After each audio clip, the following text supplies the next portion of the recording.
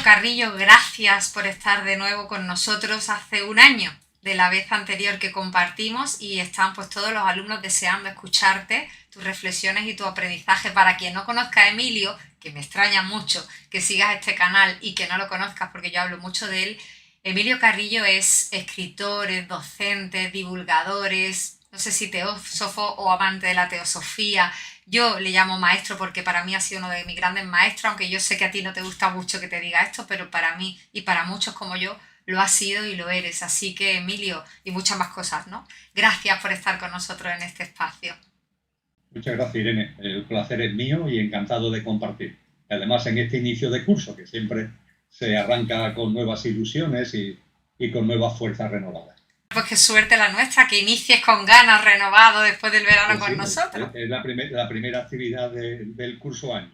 Qué bien, qué ilusión. Pues yo quisiera seguir un poquito reflexionando, aunque hace un año, como he dicho, del último encuentro, de la última entrevista, eh, fue un poco fractal, ¿no? Mi padre le llama la entrevista fractal porque hablamos un poquito de todo y cada conversación incluía el todo y mencionamos mucho contenido y muchos conceptos nuevos. Y me gustaría ir centrándonos un poquito. Yo he cambiado mucho, este canal ha cambiado mucho, los seguidores también, y como siempre, pues vamos elevando nuestra conciencia, así que creo que estamos preparados para poder profundizar un poquito más de tu mano en lo que me gustaría compartir hoy, que tú compartieras con nosotros, que es el nuevo paradigma, ¿no? Esto que tanto se llama de la nueva humanidad y de todo lo que está pasando y todo esto, que a veces desconcierta un poco, incluso hay gente que está como temerosa a estos conceptos, pero que realmente es simplemente un salto energético, ¿no? Porque he visto tantas charlas tuyas, te he escuchado tantas veces, hemos leído tanto, que me gustaría ir como desmitificando un poco y darle esa cotidianidad que le das tú a todo lo que vamos haciendo, esa normalidad y esa humanidad, ¿no?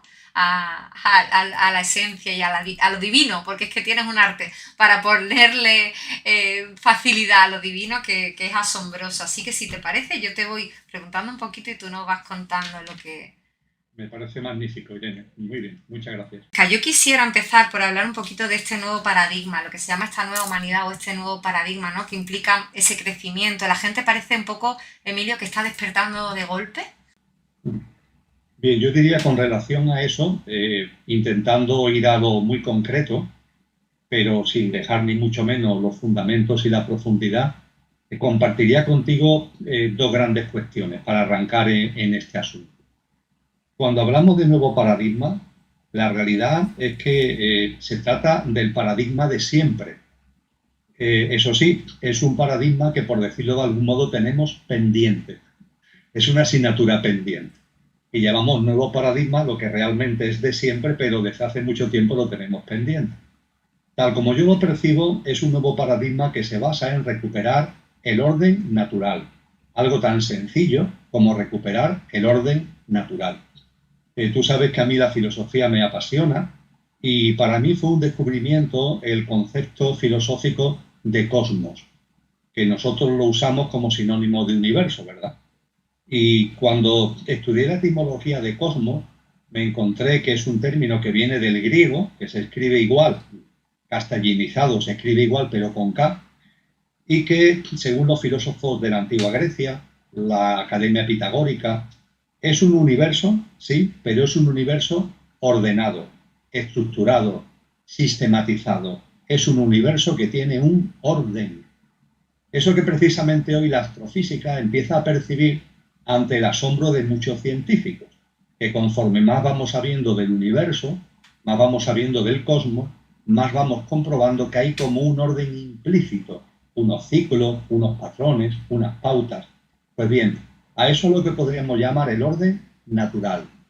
Y yo diría que la humanidad, por distintas razones, la humanidad en su conjunto, y cada alma encarnada, es decir, cada persona en particular, nos hemos ido apartando, alejando de ese orden natural.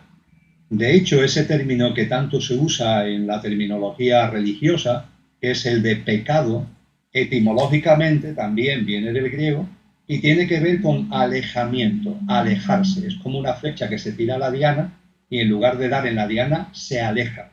Y con el problema además de que al no dar en la diana se aleja, pero sigue su trayectoria, con lo cual se aleja cada vez más. Yo diría que la humanidad en general y cada uno en particular como almas encarnadas, nos hemos ido alejando del orden natural, y ese alejamiento del orden natural nos ha ido alejando de la percepción innata, que no debería ser nada extraordinario, de lo divino, de lo sobrenatural y de lo que está más allá de la apariencia, de la esencia que está más allá de la apariencia de las cosas y de nosotros mismos. Nos hemos ido apartando, alejando de todo ello. A partir de ahí, cuando hablamos de un nuevo paradigma, se trata de recuperar el camino. Se trata de que esa flecha que se ha desviado pues vuelva a una trayectoria de acercamiento para que podamos dar en la diana, que es la diana de la plenitud, es la diana de una vida llena, de una vida abundante, de una vida en la que de verdad nos podemos sentir felices, pero no por las circunstancias externas que vayan bien o mal, sino esa felicidad que nos han hablado los grandes sabios y sabias, que nace del interior, ¿no? Cuando estamos realizados, cuando estamos viviendo precisamente esa vida plena. Y por tanto, ligo ese nuevo paradigma a todo esto. Ligo el nuevo paradigma a la recuperación de un orden natural, que conlleva además la recuperación de una percepción de lo divino, de lo sobrenatural, de lo que nos hemos ido alejando, pero claro, hay algo en nuestro interior muy profundo que nos llama continuamente y constantemente a recuperar el camino, a recuperar el sentido de la vida. Y dicho esto, a la hora de cómo esto se plasma, es decir, cómo esta recuperación, en lugar del alejamiento, el acercamiento a lo que es y a lo que somos, el cómo eso se plasma, yo diría que lo que tenemos que hacer fundamentalmente es mirar las cualidades, los atributos de lo que realmente somos. Cuando yo me miro a mí y me pregunto cuáles son los atributos, las cualidades de este tal Emilio, he ido comprobando, Irene, que este tal Emilio, desde el punto de vista de la respuesta a esta pregunta, aporta poco, porque este tal Emilio es una personalidad.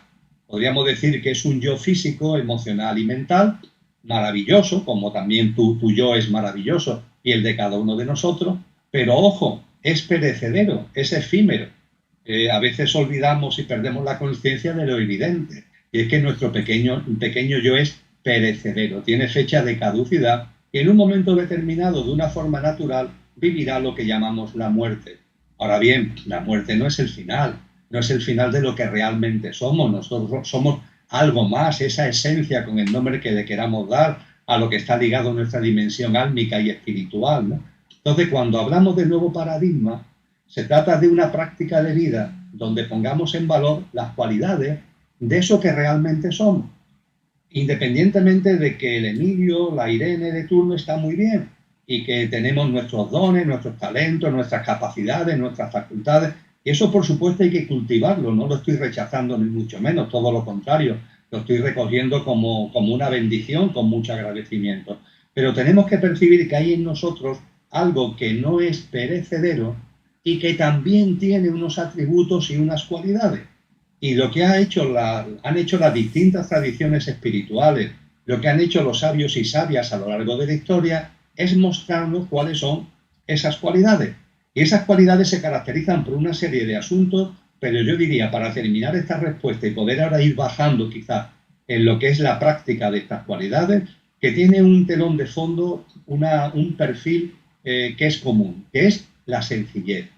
No se trata de grandes cosas, no se trata de grandes complicaciones, se trata de la sencillez. Porque claro, si estamos hablando de un nuevo paradigma, que recuperamos el orden natural es sencillo, el orden natural son las pautas, patrones, son los ciclos, como decía antes, que inundan la vida y se caracterizan por su simplicidad, que es también lo que está actualmente asombrando a la astrofísica contemporánea, que conforme vamos sabiendo de lo grande y de lo pequeño, de lo astrofísico y de lo cuántico, más nos damos cuenta de que es la repetición de una serie de patrones que están ahí presentes y que se van desenvolviendo, y que esos patrones son sencillos.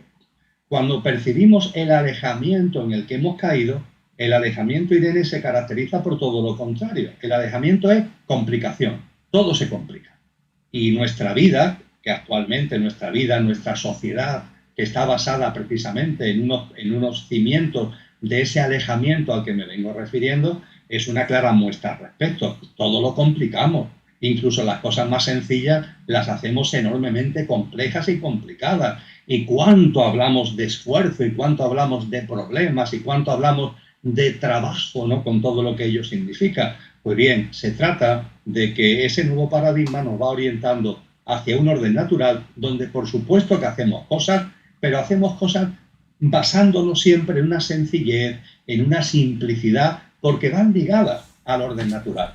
Y es ahí donde va apareciendo en nosotros una especie de alegría. Antes hablaba de una felicidad incausada, que no tiene una motivación externa, sino que es interna, y ahora puedo utilizar como sinónimo el término alegría. Y creo que en definitiva el nuevo paradigma nos lleva hacia una vida sencilla y una vida alegre y una vida sencilla, como consecuencia de recuperar el camino y recuperar la sintonía con un orden natural que nos acerca a la perfección de lo divino y de lo sobrenatural. Jolín, vaya resumen, o sea que lejos de lo que aparenta ser la vida desde la mente, ¿no? Digamos que es complicación, problema y cada vez todo es más difícil y más hacia afuera, tú nos estás hablando de un volver al origen, de un volver a la esencia, ¿no? De lo que siempre fue, pero olvidamos y ahora tenemos que recordar lo que fuimos. Sí, es una especie de salida del gran olvido. En los textos cristianos hay una parábola que es muy ilustrativa de todo esto, que es la parábola del hijo pródigo. La parábola del hijo pródigo tiene muchísimas connotaciones, no voy a entrar en ella de lleno, pero tiene tres protagonistas. Tiene el padre, el hijo menor y el hijo mayor. Al hijo mayor lo dejamos ahí. También es digno de análisis, pero sería meternos ahora en camisa de 11 varas. Y podríamos decir que lo que la gente fundamentalmente conoce es el padre y el hijo menor, que es el hijo que se va. Es el hijo que le dice al padre, padre, dame la parte de herencia que me corresponde, que quiero vivir mi vida. Y el padre no retolica, el padre le da la parte de herencia que le corresponde y el hijo se va. Ahí comienza el alejamiento. Es decir, yo creo que el ser humano, en un momento concreto, cuando va apareciendo el sentimiento de yo, que es un logro evolutivo, el sentimiento de yo, siendo un logro evolutivo, nos aparta de lo natural. Es decir, nos empezamos a identificar tanto con el yo que perdemos la comprensión del bosque. Nos identificamos tanto con el árbol que perdemos la comprensión del bosque. Es lo que le pasa al hijo pródigo. El hijo pródigo quiere vivir su vida. Es decir, el hijo pródigo ha descubierto su yo y lo que quiere es vivir su yo y lo que quiere es experienciar su yo. Y ante esto el padre, que representa la divinidad, el orden natural, el padre no le dice nada, no le reprocha. Bueno, vale, quiere vivir tu vida, vive tu vida.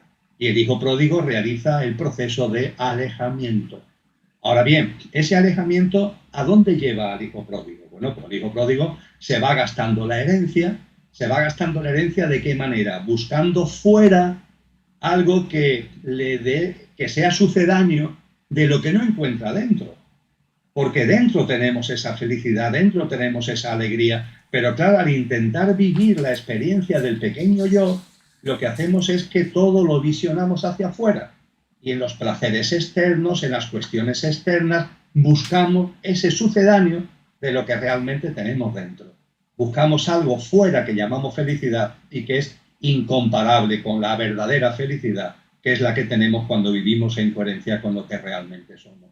Y el hijo pródigo nos narra la parábola que en esa dinámica, pues finalmente ¿a dónde lleva? Pues a donde nos lleva a todos. Y creo que en esta encarnación o en otras encarnaciones todos lo hemos vivido. Y yo creo que repetidas veces, que son las noches oscuras. Las noches oscuras. Ese teórico, esa teórica felicidad, bienestar, el sentirme bien del pequeño yo, realmente nos van metiendo siempre en camisa de 11 varas y en situaciones duras, en situaciones que de múltiples formas podemos encajar, recordando la expresión de San Juan de la Cruz, en noches oscuras. Y es precisamente la noche oscura o las noches oscuras lo que hace que el hijo pródigo se replantee y se dé cuenta de lo que ha hecho y se dé cuenta del alejamiento. Y hay un momento crucial que yo creo que es el que marca el nuevo paradigma al que tú hacías referencia, Irene, es el momento crucial en el que decidimos volver al hogar, el retorno al hogar. De ahí que esto no puede ser complicado, porque es retornar al hogar. No es que tengamos que crear alguna cosa extraña que no existe, no, es la vuelta a lo que somos, es la recuperación de lo que somos, es, la expresión es muy bella, el retorno al hogar. Y eso sí, la parábola nos enseña que el Padre, ese orden natural, esa divinidad, como lo queramos llamar, siempre nos está esperando con los brazos abiertos y sin reproche, porque en la parábola se indica que el Padre al hijo pródigo lo estaba esperando. No tienen que avisarle, oye, tu hijo ha vuelto. No, no, el Padre lo está esperando, porque siempre ese orden natural, ese principio primordial, siempre, siempre, siempre nos está esperando. Y cuando vamos recuperando el camino, cuando la flecha va saliendo del alejamiento y va acercándose a la diana del orden natural, no hay reproches ninguno, no hay ningún tipo de queja, hay que ver que me dejaste, hay que ver que te fuiste, no. Lo único que hay es, precisamente, y ese término es importantísimo que lo vayamos recuperando para darle contenido verdadero, lo que hay es amor, amor.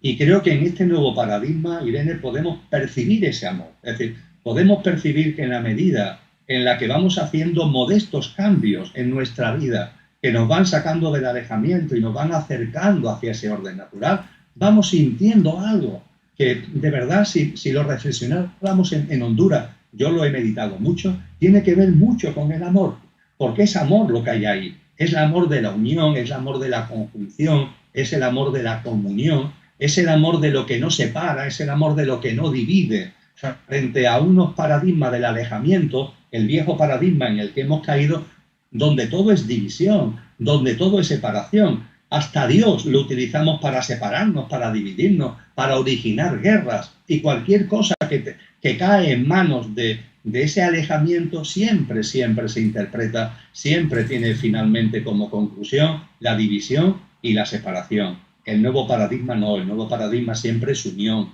el nuevo paradigma siempre es comunión, el nuevo paradigma siempre es empatía, siempre es ponerte en el lugar del otro, siempre es buscar el sentido verdadero de la vida, no rompiendo, no a contramano de ese sentido, sino alineándonos con ese sentido. Y esto, insisto, no tiene nada, sí, para nuestra mente, y sobre todo una mente que está ya tan adicta al viejo paradigma, al paradigma del alejamiento. Esto a nuestra mente en principio le puede parecer muy extraño, pero cuando empezamos a recorrer el camino, vemos que las cosas se van simplificando y se van facilitando, porque es como una fuerza de la gravedad. El orden natural tiene una fuerza atractiva y en cuanto que nos encaminamos hacia él, esa fuerza atractiva, que desde el punto de vista del cristianismo se liga mucho precisamente a la presencia crística, esa fuerza atractiva te va facilitando ese retorno al hogar al que he hecho referencia. Es increíble porque al final estamos viendo como muchas características de este nuevo paradigma que ya hemos dicho que es volver al origen, volver al retorno y realmente el trabajo más complicado, como tú estás diciendo, es volver a recordar, o sea, olvidar el adiestramiento mental que hemos tenido, ¿no? En la separación, ¿no? En esta mente dual, ¿no? En esta separación donde estoy solo, donde tengo que luchar contra el mundo, donde me siento o me creo algo separado a Dios y diferente a la divinidad, donde, claro, el mundo es un lugar incierto y todo es difícil, y este nuevo paradigma es volver a ser uno con Dios y me parece que es un entrenamiento mental simplemente de dejar de ser lo que nos han enseñado a ser para empezar a ser lo que siempre fuimos, básicamente, ¿no? Y cuesta, Ciertamente, Irene, cuesta, ¿eh? fíjate además, fíjate que cuando acudiendo a grandes sabios que nos han hablado de la práctica del nuevo paradigma, que nos han hablado de las cualidades de lo que realmente somos, Agustín de Hipona, hace ya por tanto 1500 años, San Agustín, a esas cualidades de lo que realmente somos, él lo llamó las potencias del alma. Y esas potencias del alma están en nosotros de verdad, porque son las cualidades, los atributos de nuestro verdadero ser, lo que no va a morir con eso que llamamos muerte. Y las potencias del alma, Agustín de Hipona, también bebiendo mucho de la filosofía clásica griega, también bebiendo de otras corrientes espirituales, pero Agustín de Hipona habla de 3 potencias, no habla de 33 potencias, habla de 3, porque estos no son grandes complejidades, son 3. Y él habla de que los grandes atributos del alma que estamos estamos llamados a llevar a nuestra vida práctica, son 3, las 3 grandes potencias del alma. Y la primera es la memoria, la primera, la mente. porque se trata precisamente de recuperar la memoria de lo que es y la memoria de lo que somos. Vivimos todavía en el Alzheimer, en una especie de amnesia de la realidad, de lo que es y de la realidad de lo que somos. Darnos cuenta de esto ya trastoca por completo nuestra visión del mundo. El darnos cuenta que en el alejamiento hemos fabricado una vida, la de cada uno, y una vida colectiva en una sociedad donde hemos caído en la amnesia, donde hemos caído en el Alzheimer de lo que es y de lo que somos, es fundamental. Y a partir de ahí se trata de ir saliendo de ese olvido recordando lo que somos, recordando lo que es, recordando que la vida tiene un sentido, recordando que el universo es un cosmos lleno de ciclos, lleno de pautas y de patrones perfectamente ordenados, y que todo conjuga y todo juega a nuestro favor, que la vida nos favorece siempre, que la vida nunca es una amenaza, que la vida siempre nos abraza, el recordar que en la vida no hay casualidades, sino que todo está lleno de causalidades, de sincronías, de que todo tiene un porqué y un para qué, precisamente para que vayamos saliendo del alejamiento y vayamos practicando el retorno al hogar. Claro, cuando vamos recuperando la memoria de todo esto, hay algo en nuestro interior que empieza a llenarse ya no solamente de indicios, porque todavía son como indicios de amor, sino que se empieza a llenar igualmente de lo que es una sensación de paz, una sensación que también es de plenitud y que nos va enderezando como una fuerza atractiva a la que antes hacía referencia, a una forma de vida donde cada vez somos como más exigentes con nosotros mismos para ser más coherentes con esa nueva forma de vida, que es la forma de vida de siempre y de la que nos hemos alejado. Jolín, espero que estéis viendo esa entrevista con libreta en mano, porque es para tomar apuntes, ¿eh? De todo esto, igual que dije la otra vez.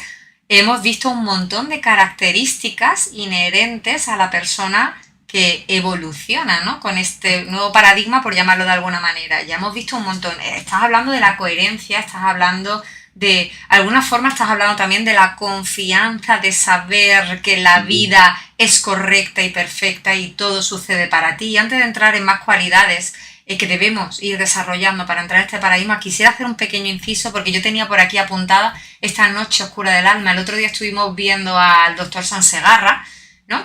Y hablaba de varias formas de desmonorar al ego, ¿no? O de deshacer al ego, que es esa estructura mental, y una de ellas, porque él habla de las experiencias cercanas a la muerte también, como bien sabes, y todo esto, y otra de ellas era a través de la crisis profunda del yo, que es esta noche oscura del alma, y son como puntos donde de verdad puedes vislumbrar esta divinidad que tú estás diciendo. Tenemos que ir haciendo la transición hacia aquello, pero sin embargo sí hay momentos puntuales donde lo ves, ¿no? Lo ves claramente. Y una de esas situaciones son esas noches oscuras del alma, que lejos de ser lo que la gente cree que es una situación disuasoria del crecimiento y de la evolución, porque hay mucha gente que se planta aquí, dice no puedo ya con esto no sirve para nada, prefiero volver al viejo paradigma, es todo lo contrario, ¿no? Es una oportunidad de despertar mucho más allá. Entonces me encantaría que nos describieras cómo tú explicas esta noche oscura del alma como oportunidad para esa entrada a ese nuevo paradigma. Es muy potente, Irene. En primer lugar, ninguna circunstancia de la vida, lo hemos compartido antes, tiene que ver también con esa confianza en la vida que tú mencionabas. Ninguna circunstancia en la vida es fruto de la casualidad. El azar no existe. A la ciencia materialista aceptar esto le está costando mucho trabajo, pero los datos son tan obvios. Lo que vamos conociendo cada vez más de la realidad de lo pequeño y de lo grande, de lo macro y de lo micro, es tan potente que ya se está aceptando que hay un orden implícito, que hay un desenvolvimiento continuo de patrones y de una serie de ciclos, ¿no? Que todo se mueve, sí, pero se mueve en ciclos, etcétera, etcétera. Es decir, el azar tenemos que descartarlo. La inteligencia que poseemos como seres humanos debería llevarnos a descartar el azar por el hecho de observar la vida, de observar la realidad que nos rodea. El azar hay que descartarlo. Todo ocurre con un sentido profundo, con un porqué y un para qué. A partir de ahí, también las noches oscuras, sobre todo las noches oscuras, especialmente las noches oscuras. Claro, las noches oscuras nuestra mente lo rechaza, porque como buscamos la felicidad hacia afuera, lo que entorpece ese bienestar lo rechazamos. Y claro, nuestra mente rechaza, pongamos por caso, el fallecimiento de un ser querido, una enfermedad de un ser querido, una enfermedad grave de un ser querido o propia, una ruptura traumática de pareja, graves problemas económicos y ese listado amplio de circunstancias que engloba la denominada noches oscuras. Nuestra mente lo rechaza. Pero todo tiene un porqué y un para qué. Cuando ahondamos en lo que nos han enseñado los sabios nos hablan de karma. Es decir, puede haber circunstancias en esta vida que son circunstancias densas, de baja vibración, noches oscuras, que son consecuencia de vivencias de otra vida que de alguna forma repercute en esta.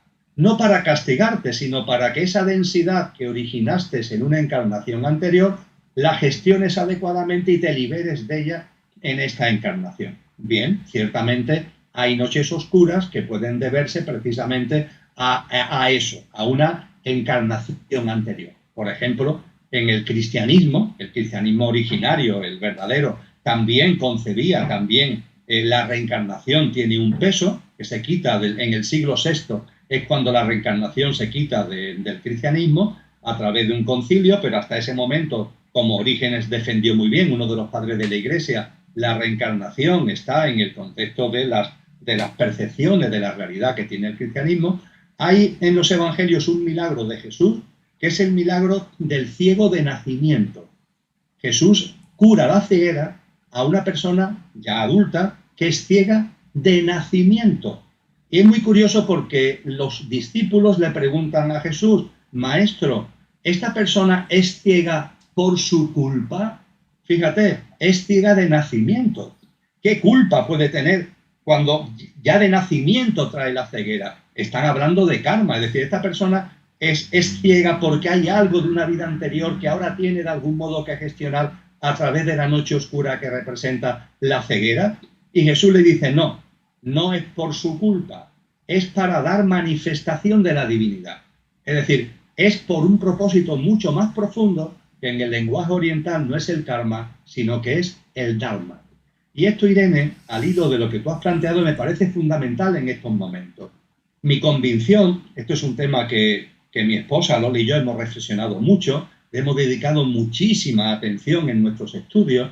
Nuestra percepción es que hoy día no decimos, por supuesto, que no haya noches oscuras kármicas, pero entendemos que la mayoría de las noches oscuras son circunstancias que no es que tengamos que vivir obligatoriamente porque vienen de una encarnación anterior, sino que son circunstancias que estamos eligiendo álmicamente para sacarle jugo a esta vida. Es decir, son decisiones álmicas, elecciones álmicas. Y ciertamente pudiera pasar que cuando un alma, la tuya, la mía, la de quien sea, para su avance, para salir del alejamiento, opta, elige por circunstancias duras, por circunstancias de noches oscuras, puede ser que esas circunstancias efectivamente de por sí le sirvan. Es lo que le pasa al hijo pródigo. Al hijo pródigo, esas circunstancias, esas noches oscuras, le ayudan a reaccionar y a retornar al hogar. Con lo cual, esto creo que lo están viviendo muchas personas, que las noches oscuras están sirviendo como de ave fénix, en las que te hunden, pero en la que resurges, y resurges con fuerzas renovadas y con una visión distinta de la vida que te aleja de los viejos paradigmas y te acerca a esos nuevos paradigmas, que es recuperar el orden de siempre. E igualmente pudiera pasar, Irene, pero creo que también es un tema que merece la pena el analizar, ¿y si la noche oscura que mi alma elige me supera? ¿Y si esa circunstancia de enfermedad, esa circunstancia de ruptura traumática de pareja, de graves dificultades personales, económicas, de algún tema de adicciones, y si eso de algún modo me supera? Pues bien, cuando acudimos a lo que los sabios y sabias nos enseñan, nos dicen que normalmente cuando un alma elige una circunstancia de noche oscura, es porque tiene capacidad para gestionarlo. Si no, no elegiría una intensidad tan tremenda de la noche oscura. Pero que hay excepciones, es decir, cabe la posibilidad de que te supere. Pues bien, vamos a suponer incluso en el peor de los casos, hablando coloquialmente. Vamos a ponernos en el caso de un alma que elige una noche oscura y que esa noche oscura la supera y que se queda como derrumbada, se queda en la más absoluta de las penurias, en la más absoluta de las negruras. Tú lo has dicho muy bien, ahí también hay que mantener la confianza, porque incluso en la más absoluta de las negruras, yo me pongo ahora en la posición del padre de la parábola del hijo pródigo. El padre, a ese alma que ha elegido una noche oscura enorme para recuperar la memoria, para salir del alejamiento y poder reiniciar, poder comenzar el camino de retorno al hogar, aunque esa circunstancia la pueda superar, desde el punto de vista álmico, eso supone un aplauso o un abucheo, hablando de una forma absolutamente coloquial.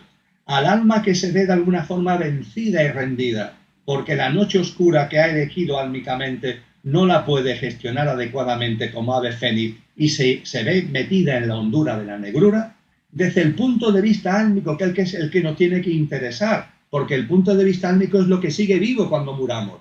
Eso es lo que va a seguir existiendo cuando se produzca la muerte física. Desde el punto de vista álmico, aunque nuestra mente aquí lo vea al revés, es un gran éxito, porque ese alma ha triunfado, aunque haya caído en la negrura, ha triunfado. A ese alma es un alma valiente, es un alma que se ha atrevido, es un alma que ha optado por unas experiencias duras como revulsivo para recuperar el camino y salir del alejamiento. Y si por las razones que sea te supera, realmente eso no es un fracaso, realmente es un éxito. Y desde el punto de vista del orden celestial, nunca va a ser contemplado con abucheo, sino que va a ser contemplado con aplauso.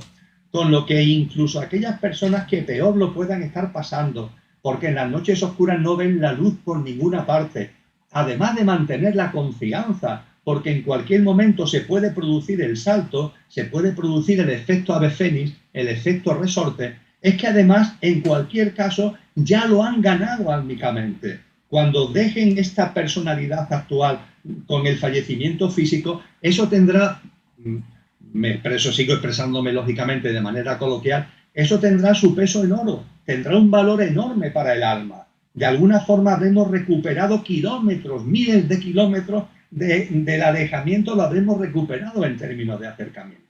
Así que todo esto, Irene, lo transmito no para lanzar una especie de esperanza o de falsa confianza, no, lo transmito porque son los fundamentos que nos han enseñado los grandes sabios y sabias.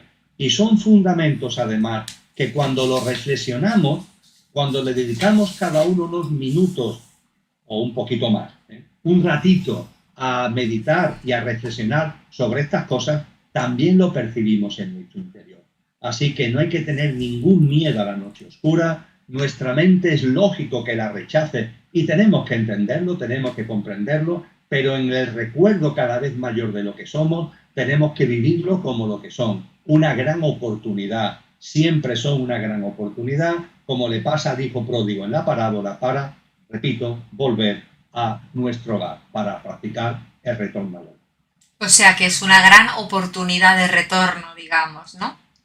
Siempre es así. Al fin y al cabo aquí radica un poco ese libre albedrío, ¿no? ¿Cómo ves tú? El libre albedrío al final es la decisión de seguir en el modo mente o de volver al modo esencia, donde esto es azar, fruto del azar y un castigo divino, lo que quieras llamar, o una oportunidad para retornar. Ya el libre albedrío entiendo que forma parte del juego, ¿no? A mí me gusta mucho llamarle el juego de la vida a que, bueno, como tú dices, ¿no? El coche, el pequeño yo, hay que interactuar, tenemos cuerpo, tenemos mente y hay que jugar al juego, pero desde otro lugar, ¿no? Desde otra percepción diferente. Entonces, al fin y al cabo, el libre albedrío de la persona, como tú has dicho, algo súper importante que yo nunca lo había visto así, ¿no? Porque yo trabajo mucho con que ellos entiendan que ese desafío es la oportunidad de dar un gran salto y disociarte del conflicto, lo que sea que esté pasando en tu vida, y de forma disociada poder ver que hay algo más grande, ¿no? Una oportunidad más grande. Pero tú has dicho algo súper importante y nunca lo había visto así, y es que solo el hecho de que tu alma haya pactado este desafío tan grande, porque hay personas pasando grandes desafíos en cualquier área de la vida, ya es un éxito. Yo cuando recuerdo momentos muy malos de mi vida, ¿no? En el pasado, siempre, no sé de dónde lo saqué, pues supongo que mi padre me ayudó mucho a entender aquello, yo siempre me repetía a mí, si yo me lo he pedido es porque puedo con ello, porque Dios no me iba a permitir que yo eligiera desde mi alma pasar este desafío si yo no tuviera la capacidad de aprender de él. Esto era como un mantra en mi cabeza, ¿no? Aunque no lo entendiera, desde la mente muchas de las cosas que nos pasan no las entendemos, pero yo pretendía recordarme que si yo lo había afirmado era porque yo podía salir de aquello. Pero tú nos has hablado de estos ciclos, ¿no? Del orden natural donde todo es cíclico y saber no solo que esa noche de oscura del alma que estás viviendo, tú te la pactaste, tú la firmaste como oportunidad y que ya en sí es un éxito que te hayas firmado, por decirlo así coloquialmente, una situación como esa, que todo va a pasar, ¿no? El concepto de que todo es cíclico, de que nada es eterno, que para mí, cuando estás en plena noche oscura, también te ayuda mucho a saber que todo va a pasar, que nada es eterno, ni esta noche oscura, ni tampoco la siguiente etapa. Entonces yo querría comentar contigo, que nos comentara cuáles son estas características que necesitamos, o sea, estos fundamentos del nuevo paradigma, ¿no? Tú has hablado de vivir con alegría, del confiar, de descartar el azar por completo, de poder visionar esa oportunidad de la noche oscura, has hablado de varias características, ¿no? Y quizá otra de ellas sea lo cíclico, ¿no? El cambio continuo. Sí, es lo que en términos filosóficos podríamos llamar la impermanencia. El hecho de que nada es permanente. Fíjate, en el lenguaje oriental hay una expresión que creo que es muy conocida en Occidente, que es maya, la expresión maya. Lo que ocurre es que de la mano de la New Age y del supermercado espiritual se ha tergiversado. Maya no significa ilusión. No se trata de que la vida sea una ilusión, no, la vida no es una ilusión. La vida es muy real, las circunstancias que vivimos, las circunstancias de todo tipo, también las noches oscuras, son muy reales, enormemente reales, y tienen repercusiones de mucho tipo y de muchas formas.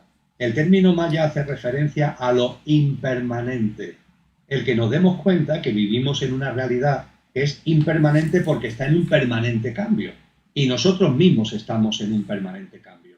Efectivamente, cuando estamos en medio de una noche oscura, es muy importante recordar esto.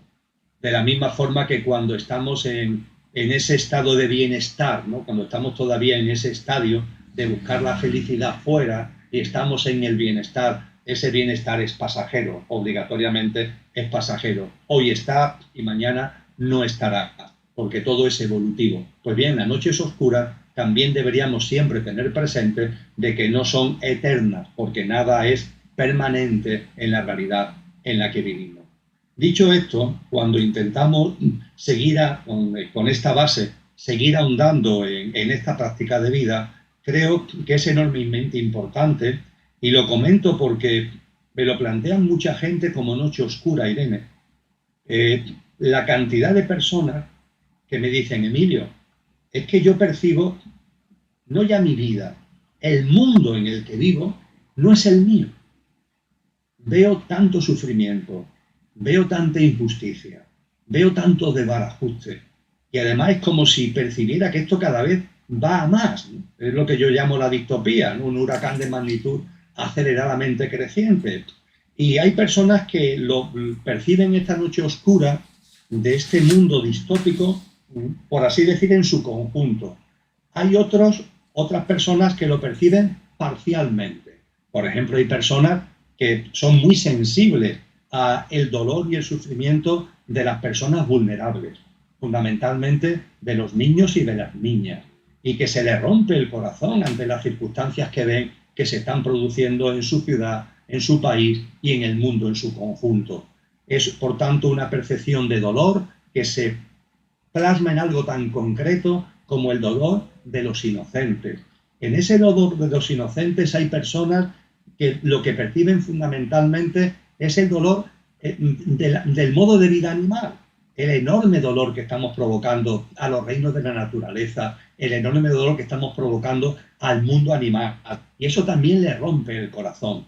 Es decir, cuando hago referencia a las noches oscuras que proceden de percibir un mundo distópico, ese mundo distópico y ese dolor puede venirte encima en su conjunto o en algunos aspectos concretos que, insisto, vuelvo a utilizar la expresión, te rompen el corazón. Y yo veo que hay mucha gente así, y mucha gente que eso lo lleva a una situación cuasi de desesperación, porque no ven solución, porque no ve que esto tenga ningún atisbo de poder cambiar. Pues bien, cuando esto lo vamos percibiendo, tenemos que recordar, volvemos a la memoria, porque la memoria tiene muchas plasmaciones, muchas manifestaciones, que este mundo no es el nuestro. Este mundo no es el mío, Irene. Este mundo no es el tuyo, Irene. Este mundo no es el nuestro. Este mundo, entendiendo como mundo esta sociedad, este sistema socioeconómico, este entramado político institucional, este complejo tecnológico militar, está construido sobre los pilares del alejamiento. Y en la medida en que vamos recuperando la memoria y vamos produciendo el acercamiento, obviamente nos damos cuenta que este mundo no es el nuestro, en su conjunto y en cada una de sus parcelas. Este mundo no es el nuestro. Y el darnos cuenta de esto y asumirlo es enormemente importante. Este mundo simplemente es que no es el nuestro. Y no se trata de reformarlo, no se trata de cambiarlo, porque los cimientos de este mundo son los que son. De lo que se trata es de crear un nuevo mundo, de crear una nueva realidad. El nuevo paradigma en este sentido no es un paradigma de lucha, no es un paradigma de resistencia, no es un paradigma de pelea, no es un paradigma de coger esta casa que es una ruina y tenemos que reconocer que es una ruina desde sus cimientos que están basadas en el alejamiento e intentar en esta casa que es una ruina desde sus cimientos pues reformar la cocina, reformar el cuarto de baño, hacer una rehabilitación del tejado. Por favor, si esta casa desde los cimientos es una ruina, ¿qué es lo que nos corresponde? Construir una nueva casa. Y el nuevo paradigma, por tanto, es un paradigma creativo. Y como es un paradigma que se basa en lo sencillo, la construcción de la nueva casa no requiere de unas estructuras tremendas y de una planimetría y de unos estudios de ingeniería. Es enormemente fácil. Vamos a construir el nuevo mundo, vamos a construir la nueva casa con una práctica de vida sencilla, con una práctica de vida que le diga a Dios con agradecimiento porque nos ha servido, porque las experiencias de alejamiento y las noches oscuras que conllevan nos han servido para darnos cuenta de las cosas y le decimos a Dios, pero con agradecimiento, a todos esos sistemas de creencias, a todos esos hábitos, a todas esas pautas de vida basadas en el consumismo, en la vida, en el estilo de vida complicado, en el culto a la velocidad, en el atesoramiento y en la acumulación, en el materialismo y en el economicismo, en la desnaturalización y en la deshumanización. A todo eso, con mucho amor, le decimos a Dios y vamos empezando a vivir la vida de una forma distinta, coherente con lo que somos. Y esa coherencia tiene que ver, como hemos hablado, con la sencillez y con la alegría. Tiene que ver con la confianza. Tiene que ver con afianzarnos en lo que realmente somos, en el ser que somos y no en lo que aparentemente somos. Realmente no somos el coche, somos el conductor que ha encarnado en el coche. Y cuando vamos avanzando por ese camino, vamos sin darnos cuenta, vamos construyendo una nueva realidad. Y lo que nos han dicho los grandes maestros es que confiemos también en eso, porque todo es cíclico. Y como todo es cíclico, esto también afecta al viejo mundo. Este viejo mundo, esta casa que es una ruina, en un momento concreto, exactamente cuando corresponda, va a caerse. Y en ese momento va a emerger con fuerza lo que ahora estamos plantando como semilla, que es la nueva casa. El paradigma tiene, por tanto, también mucho que ver, además de todas las cosas que hemos compartido, tiene mucho que ver con la creatividad. Y una creatividad que no solo es intelectual, sino que es una práctica de vida coherente con aquello que somos, donde la compasión, el amor, la empatía, la solidaridad, la compasión, la mano tendida, el acercamiento al otro, el acercamiento y la simbiosis con la naturaleza, todo eso que forma parte de lo natural, lo vamos recuperando. Y de esa manera vamos poniendo la semilla de algo que quizá en nuestra mente le resulta todavía difícil de explicar, difícil de entender, difícil de explicitar, pero que los sabios ya nos han anunciado. Este ciclo humano terminará, como todos los ciclos, y de lo que se trata es de poner la semilla para el nuevo ciclo humano. Así que si entre las personas que siguen tu canal y están viendo este vídeo hay personas que lo están pasando mal porque perciben que este mundo no es el suyo, enhorabuena. Enhorabuena de que se hayan dado cuenta que este mundo no es el nuestro, ni todo él, ni en cada una de sus parcelas. Y a partir de ahí, ¿qué es lo que tenemos que hacer? Pues en lugar de venirnos abajo, sacar fuerzas desde nuestra capacidad creativa, desde el encuentro con lo que realmente somos. Yo diría que desde el amor hacia uno mismo, pero no el amor al pequeño yo, sino el amor a nuestra dimensión álmico-espiritual, sacar las fuerzas necesarias para enderezar nuestro estilo de vida a una forma de vida coherente con esa realidad que es la que atesoramos, que es una realidad en último extremo divinal, y ir poniendo esas semillas de lo nuevo, que el nuevo paradigma en su momento concreto, cuando corresponda, va a emerger y lo va a plasmar como un nuevo ciclo, como una nueva generación, utilizando los términos de Cristo Jesús, una nueva generación humana, cuando esta generación humana llegue a su final, que sin ningún tipo de duda, no tengamos ningún tipo de duda, llegará. Jolín, es increíble cómo has descrito ese proceso, porque fíjate, hemos ido pasando de ese micromundo. Yo creo que todos los que nos están escuchando, Emilio, han pasado este proceso. Tú primero despiertas con un proceso individual, una experiencia propia o de alguien cercano, ¿no? Que te hace empezar a cuestionarte que tu percepción del mundo puede ser errada y entonces empiezas a entrar en esto. Cuando llevas mucho tiempo viviendo en esta percepción de nueva humanidad, digamos, como estamos describiendo, llega un momento en que tú eres coherente con tu mundo, yo ya aprendo a vivir en confianza aquí, yo ya respeto mi mundo animal, vegetal, todo, tengo mi coherencia interna y ahora empiezo a separarme un poquito de mi mundo, empiezo a mirar al mundo alrededor y digo, esto no es mi mundo, ¿no? Como tú nos estás diciendo, y esto genera mucho sufrimiento porque cuando tú entiendes que tú eres responsable de tu micromundo, por llamarlo de alguna manera, pero que a nivel del macromundo, este mundo que no es el nuestro, ¿qué puedo hacer yo? Esto también causa mucho, vamos, yo concretamente hace que no veo la televisión en mi casa hace años, que no se ve la televisión, que intento estar alejado de ese mundo y lo hago a mi manera. Yo a mi manera hago mis historias para contribuir con el todo porque me siento co-creadora de lo que está ocurriendo y entiendo también que a nivel álmico yo he elegido este momento conciencial por algún motivo, pero a nivel mental he desconectado del mundo. Entonces suele ocurrir también que empezamos a aislarnos, ¿no? Este camino de la soledad, ¿no? Del guerrero en soledad, donde empezamos a aislarnos diciendo, vale, yo me hago responsable de mi propio mundo, pero ¿cómo puedo yo contribuir con el despertar? Porque si intentas forzar el despertar de alguien que está cerca de ti, a veces sale muy mal. Entonces me alejo y me aíslo. Pero yo quiero contribuir con el todo, ¿no? Entonces una de las preguntas que tenía para ti es cuando eres consciente de este no es mi mundo, la siguiente pregunta es ¿y qué puedo hacer yo para contribuir con que el mundo entero también avance, ¿no? Con mi nivel de conciencia? Pues eso nos lo resuelve muy bien la psicología trascendente, por llamarlo de alguna forma. Me explico. Gracias a la psicología, también a la espiritualidad de siempre, pero en el siglo XX, en el pasado siglo XX, la psicología le sacó a esto mucho jugo. Sabemos que la conciencia tiene una dimensión personal, pero también una dimensión colectiva.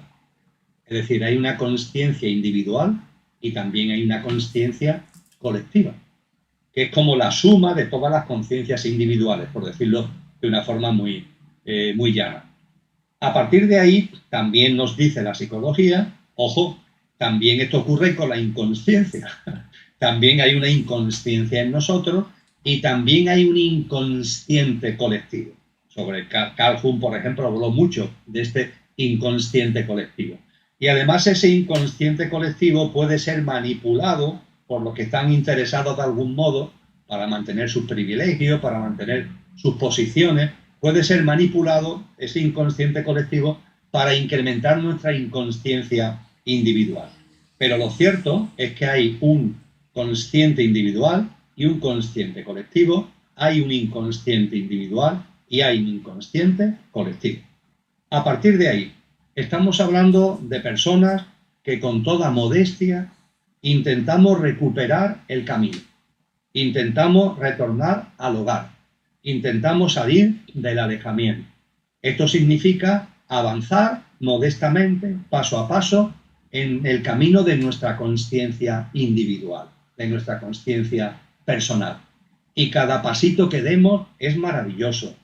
Incluso cuando podemos percibir que en ese intento de avanzar tenemos caídas, esas caídas, como decíamos antes, no son fracasos, también son éxitos, forman parte del camino. Y en ese sentido vamos avanzando en nuestro consciente individual. En ese incremento del inconsciente individual vemos que en este mundo que cada vez percibimos más que no es el nuestro, hay muchas personas que están todavía muy sumidas en la inconsciencia, la propia y la del inconsciente colectivo, que también se manipula para incrementar la propia de cada uno. Y vemos que hay muchas personas que están como paradas, como retenidas en esa inconsciencia. Y nos gustaría hacer algo. A partir de ahí, yo creo que todos los que de algún modo esto lo hemos vivido, nos hemos podido dar cuenta que intentar convencer a otra persona en términos de consciencia no es posible. Es decir, la consciencia no admite transfusiones. La sangre sí, se hacen transfusiones sanguíneas, pero no se pueden hacer transfusiones de consciencia. Ojalá, pero no es posible porque eso rompería precisamente el libre albedrío al que anteriormente hacíamos mención. No es posible la transferencia de consciencia. Lo único que podemos hacer es, evidentemente, es expresar nuestro criterio. Cuando se den las circunstancias, cuando se dé el contexto, oye, pues yo esto lo veo así. La otra persona lo verá como sea. Yo lo veo así. Y a partir de ahí, no intentar convencer ni insistir, porque mi experiencia, Irene, es que eso es contraproducente. Tú deja caer la semilla y confía en la vida, que si tiene que germinar o puede germinar, germinará. Confía en la vida. Y por supuesto, junto con este lanzar la semilla, sin insistir, cuando se den las circunstancias, el ejemplo personal. Esto es fundamental. Esto los educadores lo saben muy bien. Es decir, tú no puedes educar a un niño o una niña diciéndole A y tú haciendo B. No. Al niño o la niña lo importante no es lo que le diga, es lo que tú haces. El ejemplo que tú le das. En la consciencia esto es muy importante. No solamente se trata de decir A, lanzar la semilla, sino que eso que tú digas tiene que ir acompañado ineludiblemente por una coherencia en tu vida con esa consciencia. Esto podemos decir desde el punto de vista de lo micro. Ahora bien, cada paso que da el ser humano, tú o yo, en el ámbito de nuestra consciencia personal, repercute directamente en el consciente colectivo. Esto es importantísimo en estos momentos, que no lo perdamos de vista, Irene. Cada modesto paso, es decir, cuando yo en mi vida cotidiana tengo un gesto que percibo que he sido capaz de ser, como decía Antonio Machado, buena persona, que he sido buena persona, que no me he dejado arrastrar por el egoísmo, por el egocentrismo, por mi pequeño yo que está ahí intentando acumular, retener, cuando de algún modo me he sobrepuesto y ante una circunstancia, lo mismo es una cosa muy tontona, entre comillas, pero he sido capaz de ponerme de algún modo al servicio de la vida y no al servicio de mí, lo que dice eso que es tanto poema como canción en inglés, ¿no? Cuando dice me, myself and I, ¿no? Me, myself and I. Yo y yo. Eso es el alejamiento, es el egocentrismo. Cuando percibimos que ante las circunstancias cotidianas de la vida hemos salido de ese yo y yo y hemos sido capaces de ser buena persona, eso nos produce una satisfacción.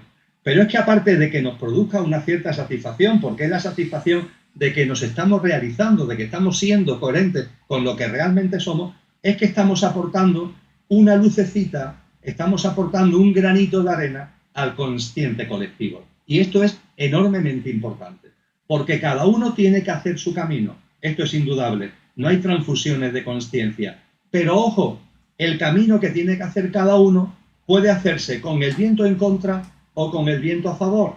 Y es muy distinto hacer el camino cuando el viento te viene en contra que cuando el viento lo tienes a favor. el inconsciente colectivo es el viento en contra. El consciente colectivo es el viento a favor. De modo y manera que cuando tú o yo o cualquiera damos un pequeño paso en conciencia desde lo personal, le estamos aportando fuerza al consciente colectivo. Y esa modesta fuerza que le estamos aportando entre todos al consciente colectivo hace que ese consciente colectivo ya vaya adquiriendo mayor magnitud y eso juega como un viento a favor, se den cuenta o no, de todas aquellas personas que en un momento concreto avanzan o van a avanzar o están avanzando en el camino de la consciencia. Esto es fundamental. Yo te reconozco, Irene, que ya que voy teniendo años y que voy teniendo canas, esto personalmente es lo que más me realiza. Es decir, en estos momentos ya de mi vida, en mi proceso de crecimiento, en mi proceso de salida del alejamiento, para mí lo realmente importante ya no es conseguir que mi alma tenga un mayor nivel de conciencia, como decía Cristo Jesús, un mayor nivel de aceite. Bueno, que sí, claro que sí, claro que es importante, no voy a decir que no. Pero lo que realmente me llena, lo que realmente me da plenitud, es el haberme dado cuenta de esta gran realidad, que cada modesto paso que yo dé está contribuyendo como un viento a favor al paso que quieren dar y están dando todas las almas encarnadas en este planeta que están en proceso de salir del alejamiento. Y esto es impresionante, esto es maravilloso, porque además de ser maravilloso per se, además muestra que hay un hilo de conexión entre todos, que hay un hilo de unión entre todos, que como decíamos hace un rato, la separación y la división son grandes mentiras, que no hay división, que no hay separación. Claro que cada uno es cada uno, pero siendo cada uno, con nuestras caunas, como decía, como dice el famoso dicho andaluz, pero siendo cada uno con nuestras caunas, hay algo que es lo realmente potente y lo realmente importante, lo realmente trascendente y lo realmente imperecedero que nos une. Tiene también que ver con el amor, al que antes hacíamos referencia. Es impresionante porque me parece además que ir finalizando con este concepto de contribución, ¿no?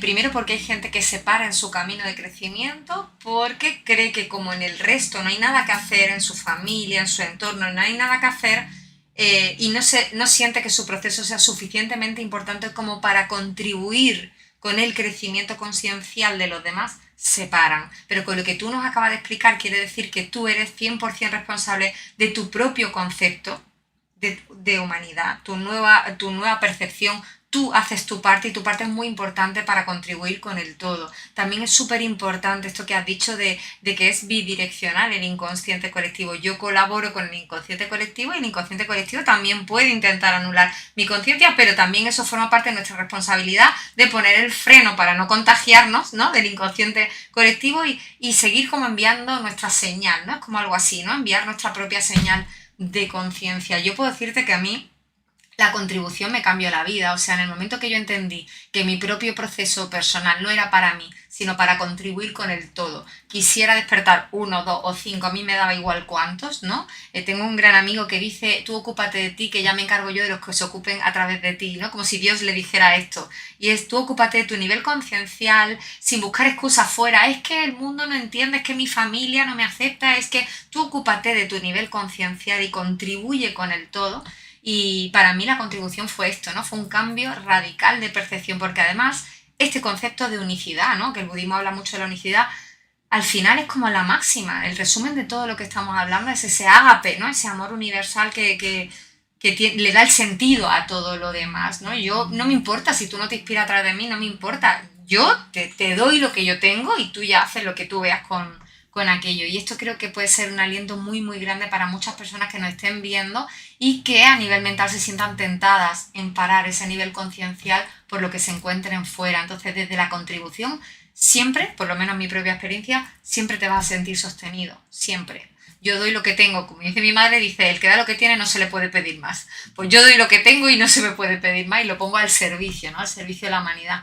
Es increíble, Emilia, hablar contigo. Yo estaría horas y horas, me emociono muchísimo. Hay ratos que me cuesta continuar la conversación porque son verdades tan grandes que a veces es inevitable entrar en la frustración de por qué todo el mundo no entiende esto, si son verdades absolutas, ¿no?, y rotundas. Y luego aparece esa compasión de entender que cada uno tiene su ritmo y que cada uno despierta cuando esté preparado para comprenderlo, igual que nosotros hemos despertado también en el momento oportuno y no hace 30 años, sino cuando ha correspondido, ¿no?